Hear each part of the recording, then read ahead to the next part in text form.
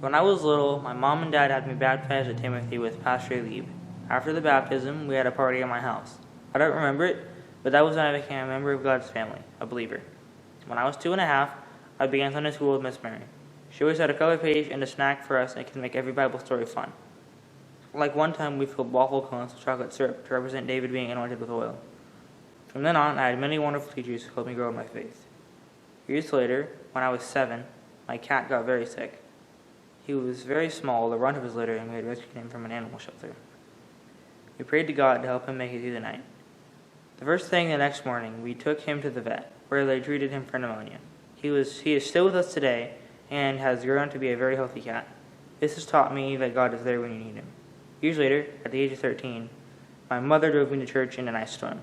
I met up with my friends at the entrance. When everybody had arrived, we loaded the vans. Girls in one van, boys and luggage in another. 4 hours later, we got out and loaded everybody's suitcases into the hotel through the freezing cold.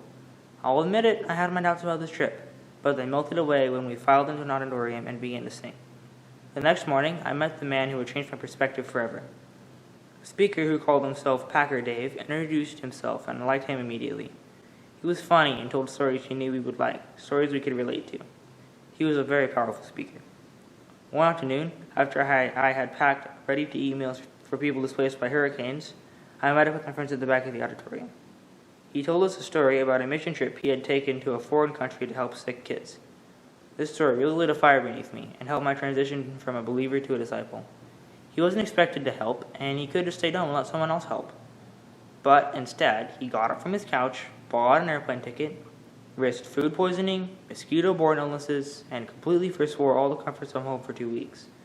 He did this because, as James says in James 2:17, so also faith by itself, if it does not have works, is dead. I suddenly realized that God has ordinary people do extraordinary things. I also realized the difference between being a disciple and being a believer is like the difference between saying you play football to impress somebody and actually playing football. You can do extraordinary things too. You just have to answer God's call.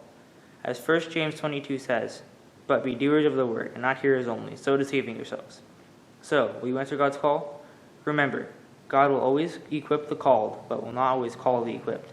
My confirmation verse, Jeremiah 29:11, for I know the plans I have for you, declares the Lord, plans to prosper you and not to harm you, plans to give you hope in the future, resonates with me because God is promising to help me wherever I am.